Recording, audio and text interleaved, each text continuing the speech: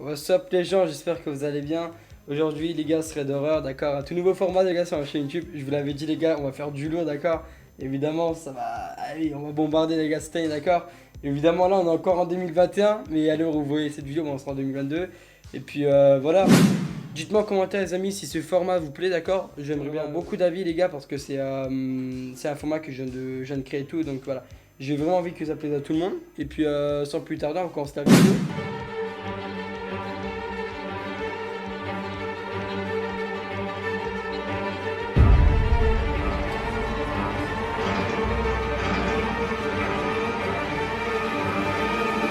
Raconté par Martin.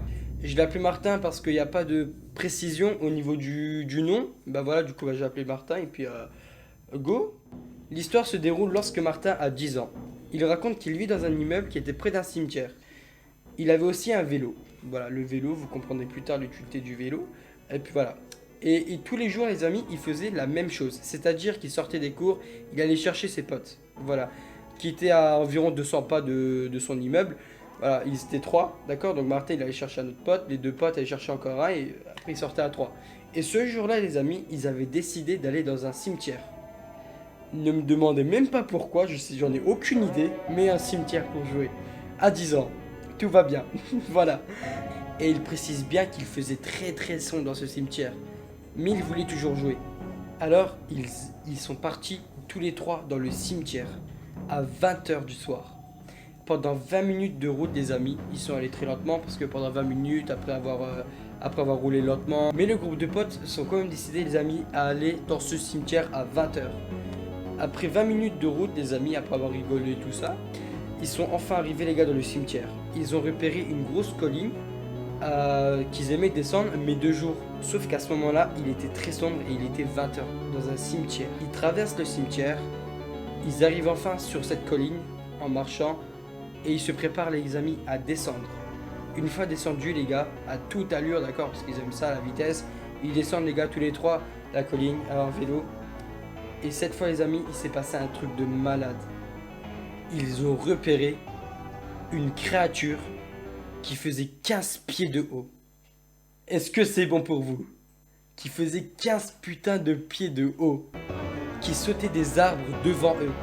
Ils ont tellement eu peur qu'ils sont tombés sur le côté du sentier et ils ont abandonné leur vélo. À ce jour, ils ne savent toujours pas ce qui s'est passé et ce qu'ils ont rencontré à ce jour. Non les amis, franchement c'est une histoire terrible. Non les gars, non, franchement c'est une histoire terrible. Une créature les amis, une silhouette de 15 pieds de haut qui sautait d'arbre devant eux, enfin qui sautait d'arbre en arbre devant eux. Non franchement les gars c'est terrifiant, c'est creepy à mort. Ouais, franchement les gars, moi j'aurais peur. Non franchement les gars, après si vous voulez mon avis, moi je pense que c'est vrai. Pourquoi? Parce qu'un enfant de 10 ans qui abandonne son vélo, c'est vraiment qu'il s'est passé un truc, hein. Parce que le vélo pour un enfant de 10 ans, c'est la chose la plus importante à ses yeux, hein, à ce moment-là, d'accord? Est-ce qu'on est d'accord? Mettez dans les commentaires si vous êtes d'accord. Non, pour moi c'est... non, franchement je pense c'est sûr ils ont vu un truc. Après une créature, je sais pas ce que ça peut être en vrai, 15 pieds, je sais pas ce que ça peut être. Mais c'est sûr qu'ils ont vu un truc de... Ils ont fait une dinguerie, t'as vu? Ça c'est sûr.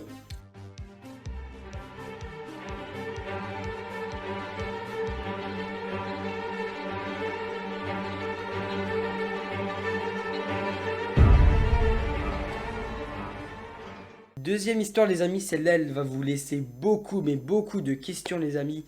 Moi-même les amis, je me pose des questions à l'heure actuelle alors que je me suis tapé l'histoire au moins 8 fois. Mais c'est incroyable comment cette histoire elle est choquante et c'est incroyable. L'histoire est racontée par Marie. Enfin Marie parce qu'encore une fois il n'y a pas de précision au niveau du prénom. Voilà. Alors, Marie, pense à ce qui vient de se passer depuis un moment et elle peut malheureusement pas nous communiquer le numéro de cas ni tous les détails puisqu'il est toujours en cours de déplacement. Alors, son ami a disparu il y a 4 ans de ça, soudainement et d'une manière inattendue. Son nom sera Guillaume. Alors, à ce moment-là, ce sont des lycéens au Texas. Tout son groupe d'amis est super proche, ils passent des heures et des heures ensemble, soirée pyjama et tout ça. D'un coup, il disparaît. Un matin de bonheur, il disparaît, il ne vient pas en cours ce jour-là. Elle précise que Guillaume n'est pas un solitaire, comme beaucoup de personnes disparues l'ont été. Il a toujours été extatique, excité et très intelligent. 2018 rouge et ça approche tout doucement des examens de leurs 6 semaines. Troisième période avec Guillaume, c'est le seul cours où Marie et Guillaume sont ensemble dans le même cours. Ça fait beaucoup de cours. Mais cette fois, il n'est pas là, c'est inattendu. Marie pense qu'à ce moment-là, il est tout simplement malade et donc il n'a pas pu venir. Marie pense qu'à ce moment-là, il est tout simplement malade et qu'il n'a malheureusement pas pu venir. Elle s'inquiète pas plus que ça. Le groupe de potes aussi, ils ont tous supposé qu'il était sûrement malade et qu'il pouvait pas venir en cours ce jour-là. Et puis tout allait bien. Sauf qu'il y a un truc. Marie a reçu un message des parents de Guillaume qui disait Marie répond tout simplement qu'il n'était pas en troisième et elle ne connaissait pas plus que ça. Dans les 6 heures qui ont suivi, ils avaient enregistré disparu Guillaume officiellement. Elle n'a jamais connu quelque chose comme ça. Marie commençait à paniquer, le groupe de potes commençait à paniquer tout simplement. Ils avaient tous peur, ils ont tous quitté l'école immédiatement après la dernière cloche pour aller chez lui. Le groupe de potes pensait qu'il faisait tout simplement une terrible blague. En mode il se cachait peut-être, on sait pas, mais il plaisantait peut-être. Mais non, malheureusement il ne plaisantait pas et il n'était pas venu à la maison ce jour-là. Marie précise que Guillaume était très bon à la maison. Il aimait ses parents, il aimait l'ambiance de la maison, il était très à l'aise chez lui, il n'avait aucun problème de ce côté. Elle le savait grâce aux soirées pyjama, aux soirées, aux heures qu'ils passaient ensemble et tout, parce qu'ils étaient tout simplement, tous, ils se connaissaient tous, voilà, entre potes, ils se connaissaient tout simplement tous, ils passaient des heures et des heures ensemble, donc elle était certaine que Guillaume était à l'aise à la maison, donc ça peut pas être du genre, je sais pas, peut-être il s'est pété parce qu'il n'aimait pas la maison. Voilà, ça c'est totalement impossible. Donc c'est à ce moment-là que l'histoire commence à prendre une autre tournure. Tout simplement parce que tout le monde commence à paniquer, tout le monde sait que c'est pas normal que Guillaume parte comme ça. Ensuite, plus aucune trace de Guillaume les amis, jusqu'au 12 novembre 2021. L'histoire est très récente. Guillaume a fait son retour, il était traumatisé. Ils ont tous posé beaucoup de questions à Guillaume, mais Guillaume n'a rien répondu. Guillaume était traumatisé. Les médecins pensaient qu'il avait tout simplement fait produire à cause d'une amnésie ou d'une blessure au cerveau. Mais lorsqu'ils étaient seuls entre potes, Guillaume a fait une révélation de malade mental. Il a dit qu'il savait où il était. Il a dit que ce n'était nulle part où il pensait que quelqu'un aurait jamais vu. Il a dit il savait où il était, que c'était nulle part et que personne n'aurait jamais vu l'endroit. Après cette révélation, ses amis ont d'abord cru. Ses amis ont d'abord pensé qu'il plaisantait ou c'était quelque chose comme ça, mais c'était dû à peut-être il était fatigué, il n'avait pas trop envie d'en parler. Mais c'était vraiment ça la vérité. C'était vraiment ça et personne n'y croyait. Il savait où il était. Ah, c'est quand même stressant hein, parce que je sais pas, tu sais où t'es, mais ouais, non, franchement c'est bizarre. Mais ils ont remarqué qu'il tenait sérieusement à ça, à ce qu'il venait de dire. Il a dit que c'était solitaire et après un moment, il dit qu'il s'est un peu fermé et il s'est retrouvé ici il y a 4 ans. Il dit qu'il s'est un peu enfermé et s'est retrouvé ici 4 ans après, sans aucune nouvelle. Il revient 4 ans après, mais avec des choses assez bizarres dans ses cerveaux. Il dit qu'il s'est un peu enfermé et il s'est retrouvé ici, à l'endroit même, 4 ans après, sans aucune nouvelle. Il revient, il respawn. Et c'est très très très très bizarre. Est-ce que c'est bon pour vous? Dans le même endroit où il s'est fait enlever, il respawn là-bas 4 ans après. C'est bizarre. C'est vraiment très très chelou. Franchement les gars, je comprends pas. Et Marie les amis, elle a dit un truc, je vais vous le lire. Soyez sceptiques si vous voulez, cela peut être votre opinion, les détails peuvent être vagues parce que je préférais que les gens ne connaissent pas mon emplacement exact. Avec un rappel que je suis toujours strictement un ami, pas un flic, pas un parent, juste un ami, donc il y a peu d'informations que j'ai. C'est stressant à mort. What the fuck. Et c'est waouh. Et les amis, c'est quand même incroyable hein. Enfin je sais pas, c'est dans le même endroit, là où il s'est fait enlever, il respawn là-bas. Mec, c'est chaud quand même. Franchement c'est... Oh, ça fait bizarre, tu te fais enlever comme ça, 4 ans après on te remet là-bas. Mais mec, mais c'est une dinguerie. En plus il dit, ouais je sais pas, il dit des choses assez bizarres quand même hein. Moi je pense que les amis, là où il racontait son vécu par rapport à son kidnapping, il était pas totalement correct dans sa tête. Parce que genre, je sais pas, au bout d'un moment 4 ans tu te fais enlever, je pense pas que tu vas pas bégayer un peu. Hein. Moi-même quand je lis cette histoire je bégaye. Comment vous voulez que Guillaume Ne bégaye pas. Hein? Ah, c'est chaud. Ah, franchement, les gars, c'est chaud, c'est chaud. C'est incroyable. Cette histoire est incroyable.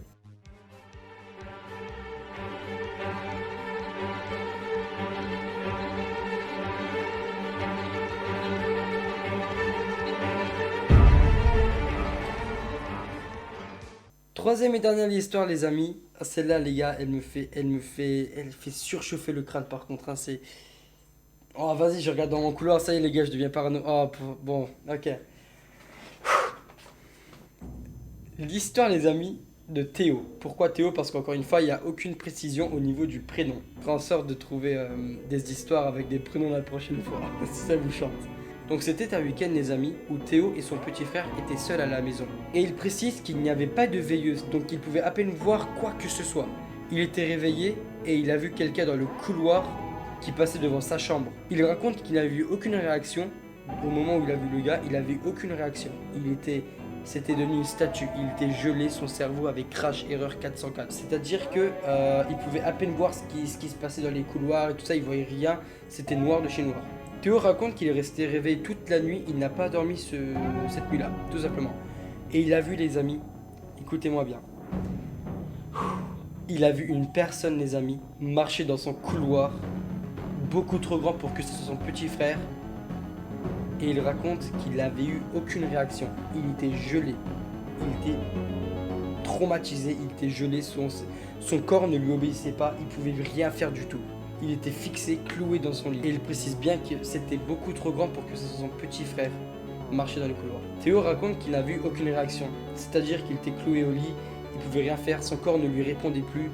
Théo, c'était seulement un cerveau qui réfléchissait. Il était fixé, cloué, il pouvait plus rien faire du tout. Son corps ne lui obéissait plus. Et il y a un truc qui l'a vraiment choqué, c'est qu'il tenait un journal, un casque de hockey et un portrait, un jean, et il était beaucoup trop grand pour son petit frère. Et depuis ce jour, les amis, Théo porte une veilleuse et il promet que c'est réel, mais c'était probablement juste son petit frère. Moi, les amis, je pense que c'était le Père Noël. Oh, ta gueule. Voilà, c'était Flash Débat. Voilà. Moi, je pense que c'est le Père Noël. Parce que casque de hockey, au niveau de là, la barbe, je pense que moi, c'était le Père Noël. Ah, c'est sûr. C'est sûr, c'est le Père Noël. Je suis sûr. Ouais, non, mais les amis, non, celle-là, les gars, elle est grave flippante par contre, hein. Les amis, pensez à avoir une veilleuse. Toujours une putain de veilleuse, les amis. Toujours, toujours, toujours. Faut toujours voir ce qui se passe, ok? S'il le faut, mettez des caméras ou quoi dans les couloirs, je n'ai rien à foutre. Mais faites attention, les amis, d'accord? Et vérifiez bien ce que je dis avant de dormir cette nuit. Au reste de cette histoire, les amis, pensez à avoir une veilleuse. C'est important. Donc, c'était tout pour cette vidéo, les amis. J'espère que vous l'aurez kiffé, d'accord? N'hésitez pas à liker et à vous abonner et à me dire en commentaire, d'accord, les amis? Et puis, les amis, c'est tout pour cette vidéo, d'accord? J'espère qu'elle vous aura beaucoup plu. Si c'est le cas, les amis, n'hésitez pas à me dire en commentaire, d'accord? À liker et à vous abonner, d'accord? Ça soutient et merci beaucoup à ceux qui le font, d'accord? Dites-moi par contre en commentaire, les amis, d'accord? Je précise bien, les gars, au niveau des commentaires. Dites-moi bien, les amis, ce qu'il faut que j'améliore, s'il y a un truc que vous voulez en plus. Je sais pas, peut-être un élément de décor qui vous rajoutera un peu plus dans le décor, je sais pas, d'accord, mais au niveau de la lecture, au niveau des histoires, des concepts, d'accord, n'hésitez pas, les amis, d'accord, je suis preneur. 2022, les amis, ça va être une bonne année, d'accord, je le sens, ça va être une très très bonne année. En espérant, les amis, d'avoir beaucoup de trucs de tunas, non, je rigole, en espérant beaucoup avoir de soutien, voilà, franchement, les amis, je vais essayer d'améliorer un maximum, les gars, mon contenu. D'ailleurs, ouais, ça c'est vraiment les amis ce que j'aime, d'accord? C'est en ce moment, les amis, je kiffe lire des choses comme ça, c'est incroyable, d'accord? Commentez le hashtag carotte, d'accord? Dans le chat, pour ceux qui sont restés jusqu'à la fin du live, tout simplement.